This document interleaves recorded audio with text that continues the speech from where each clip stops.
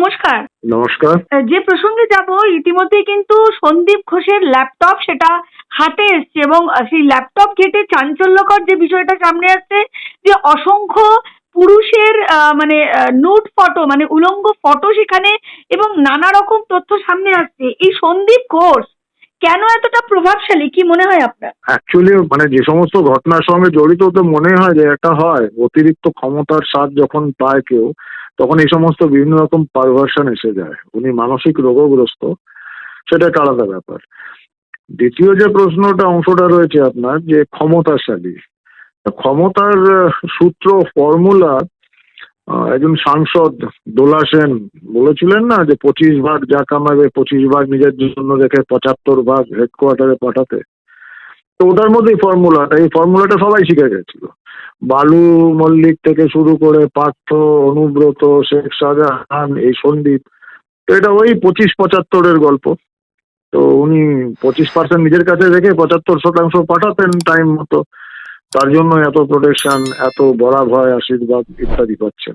কিন্তু বিষয়টা হচ্ছে যে এই যে নর্থ বেঙ্গল লবির কথা বারবার উঠে আসছে, এই নর্থ বেঙ্গল লবি নিয়ে কিন্তু এখনো প্রচুর অভিযোগ, মানে যে অভিযোগগুলো কিন্তু এখনো সামনে আছে, এবং রীতিমতো এখনো এই থ্রেট করা হচ্ছে জুনিয়র ডাক্তারদের। তার একাধিক, জলপাইগুড়িতেই দেখেছি আমরা গতকাল, মানে কি ঘটনা ঘটেছে, কি বলবেন?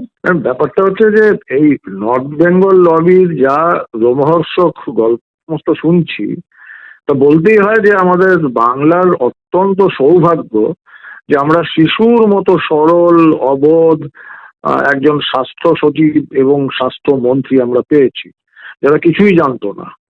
তো এটা কি বলবো বলুন, মানে দুর্দশা আর কি বাংলার সাধারণ মানুষের।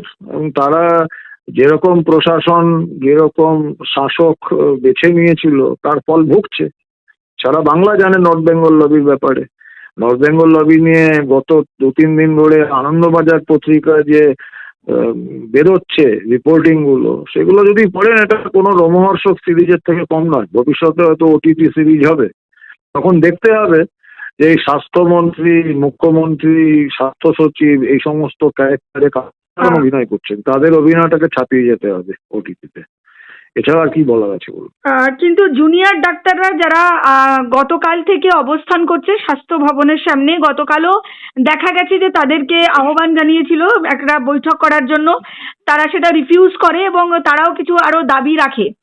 আজকে দেখা যাচ্ছে আবারও তাদেরকে নবান্নে ডাকা হয়েছে 6টা নাগাদ, আসতে বলা হয়েছে, এবং সেখানে আগে যেটা 10 জন বলেছিল, সেটা 15 জন মতন একটা প্রতিনিধির টিম নিয়ে তারা এসে বৈঠক করার জন্য তাদেরকে আবার ডাকা হয়েছে। এবং সেখানে ওই চিঠিতে কোট আনকোট কিন্তু সুপ্রিম কোর্টের যে আদেশ ছিল সেটাকেও উল্লেখ করা হয়েছে, এবং বলা হয়েছে কাজে ফেরার জন্য। কি বলবেন, কিভাবে দেখছেন? এবং প্রথমত সুপ্রিম কোর্ট সেরকম কোনো অর্ডার বা আদেশ দেয়নি। সুপ্রিম কোর্ট রিকোয়েস্ট করেছিল এবং তার সঙ্গে এটাও বলেছিল যে আপনারা ফিরে যান আগামীকাল বিকেল 5টার মধ্যে।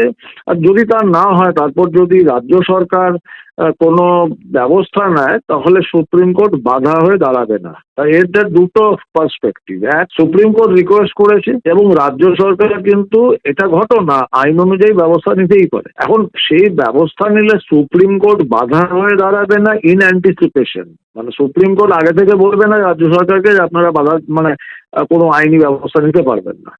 কিন্তু আইনি ব্যবস্থা নিলে আইন আদালতের থেকেও বড় হচ্ছে মানুষ, জনগণ। কারণ আইনটা মানুষের জন্য, মানুষ আইনের জন্য নয়। সেটা প্রতিবাদীরা, এবং শুধু জুনিয়র ডক্টর নয়, পুরো বাংলার প্রতিবাদী মানুষ, সারা বাংলা জাতি, ধর্ম, বর্ণ নির্বিশেষে, পেশা নির্বিশেষে তারা রাস্তায় নেমেছে, সহমর্মিতা দেখাচ্ছে এবং এই আন্দোলনের সঙ্গে রয়েছে। আমি ব্যক্তিগতভাবেও এই আন্দোলনের সঙ্গে রয়েছে। এখন সেরকম যদি কিছু হয়, কি করতে পারে? খুব বেশি হলে প্রশাসন অ্যারেস্ট করবে। ক্ষমতা থাকলে, সাহস থাকলে জুনিয়র ডাক্তারদের অ্যারেস্ট করে দেখা। সেটা তো মুখ্যমন্ত্রী বলেছিলেন, কত জায়গা আছে, মুখ্যমন্ত্রী বলেছিলেন আমি ফোর্স করতে পারি, করলে তো অনেকের কেরিয়ার নষ্ট হয়ে যাবে, এই ধরনের কথা মুখ্যমন্ত্রী বলেছিলেন একটা সময়। করে দেখান একবার, ফোর্স করে ক্যারিয়ার নষ্ট করার চেষ্টা করে দেখান। ছাত্রদের ক্যারিয়ার নষ্ট হওয়ার আগে ওনার রাজনৈতিক ক্যারিয়ার নষ্ট হয়ে যাবে। কারণ বাংলার যে জায়গা নেই রাখতে পারবেন। আমরা সবাই আসবো, আমরাও জেলে যাব, আমাদেরও অ্যারেস্ট করবো। তো এগুলো বাতুলের প্রলাপ, ভয় পেয়েছে, তাই সমস্ত কথা বেরোচ্ছে, এগুলোকে গুরুত্ব দেই না। তবে আমি ওই চিঠিটা পড়লাম, চিফ সেক্রেটারি যে চিঠিটা দিয়েছেন, দুটো জিনিস আমার খুব ইম্পর্টেন্ট লাগলো। একটা, আগের চিঠিতে ডিয়ার স্যার করে লিখেছিল, তাতে খুব সঙ্গত কারণে এই প্রতিবাদী ছাত্ররা তারা অবজেকশন করেছিল যে কেন শুধু আমাদের এই প্রতিবাদ আন্দোলনে বহু মহিলা বা মেয়েরা আছেন, তো কেন তো শুধরে নিতেই পারতো। সেটা না নিয়ে আজকের চিঠিটা লিখলো ডিয়ার জুনিয়র ডক্টরস। ইগোর লড়াইটা বোঝা যাচ্ছে যে ছাত্রদের যে ভুলটা ধরিয়ে দিয়েছে সেটা সত্যি হলেও সেটা স্বীকার করব না। তার জন্য এবারেরটা যদি ডিয়ার ম্যাডাম অবলিক স্যার লিখতো তাহলে আমরা মানতাম একটা সদিচ্ছা রয়েছে। এখানেও লিখছে ইগোর লড়াই, ডিয়ার জুনিয়র ডক্টরস। আরেকটা আপনি দেখবেন শেষের দিকে পাড়াতে একটা লেখা আছে যে we hope that your good sense will prevail. আমি অন্তত ব্যক্তিগতভাবে আমার সাংঘাতিক objection. What do mean by good sense? এই যে প্রতিবাদ আন্দোলন, এটা কি ব্যাড সেন্সে হচ্ছিল? এই গুড সেন্স প্রিভেলে বাংলা হচ্ছে যে আপনার শুভ বুদ্ধি জাগ্রত হবে, মানে এরা কি অশুভ শক্তি অশুভ বুদ্ধি নিয়ে এই প্রতিবাদ আন্দোলনে বসেছে? তাহলে বাংলার সমস্ত মানুষ যারা প্রতিবাদ আন্দোলনের সঙ্গে রয়েছে তাদের শুভ বুদ্ধি জাগ্রত করার জন্য উপদেশ দিচ্ছেন। এত সাহস কি করে হয় একজন আমলার? এন্ড অফ দ্য ডে উনি কিন্তু আমাদের করের টাকায় ওনার জীবন লালিত পালিত হয়। উনি কিন্তু আমাদের সেবক, এটা যেন ভুলে না যান। উনি হতে পারে না কিন্তু উনি কিন্তু বাংলার মানুষের সেবক, সেবা করতে এসেছেন অল ইন্ডিয়া সার্ভিস নিয়ে। ওনার এই ঔদ্ধত্য ওনাকে মানায় না, এটা ওনাকে মনে রাখতে হবে। ইতিমধ্যে কিন্তু সন্দীপ ঘোষের স্ত্রীকে ইডি তলব করলো, কিভাবে দেখছেন বিষয়টা? দেখুন, এরা তদন্তের আওতায় যে আসবে, যাকে মনে করবে সিবিআই ইডি তারা ডাকবে, তদন্তের জন্য তারা অনুসন্ধান করবে, এবং যদি মনে হয় বেকসুর খালাস বা নির্দোষ তাহলে অবভিয়াসলি তাকে কোনো আইনি প্রক্রিয়ায় জড়াবে না। আর যদি মনে হয় অপরাধী, তো অপরাধীর যে শাস্তি, অপরাধীর যা ভবিষ্যৎ সেটা তাকে ফেস করতে হবে। কিন্তু নতুন কিছু নয়, nothing new, it's a routine practice. কিন্তু মুখ্যমন্ত্রী তো উৎসবে ফিরতে বলছেন, তাহলে কোথাও কি এই যে আন্দোলনের যে মানুষের যে মানে সমস্ত কিছু, মানে নাগরিক সমাজ থেকে শুরু করে সবাই যেভাবে পথে নেমেছে একটাই দাবিতে, জাস্টিস এবং জুনিয়র ডাক্তারদের একটা নিরাপত্তা বা পরিবেশকে একটা নিরাপত্তা, মহিলাদের একটা নিরাপত্তা, কোথাও কি উৎসবে ফিরতে বলা মানে কি মুখ্যমন্ত্রী আন্দোলনটাকে ছত্রভঙ্গ করতে চাইছে? কি মনে হয়? হয় উনি আন্দোলনটাকে গুরুত্ব দিচ্ছেন না, অথবা আন্দোলনকে ভয়ঙ্করভাবে গুরুত্ব দিচ্ছেন। উনি ভয় পেয়েছেন।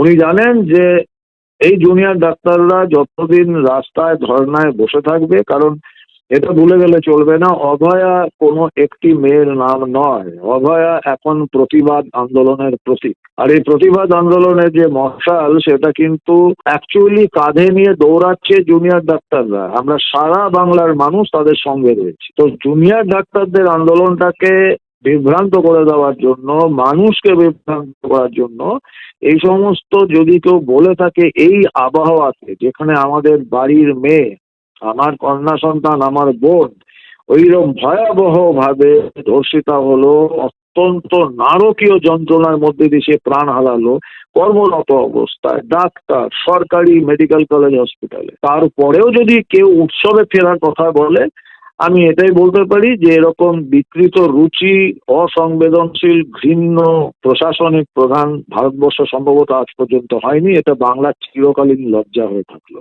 অসংখ্য ধন্যবাদ দীপাঞ্চন দা, ধন্যবাদ। ধন্যবাদ।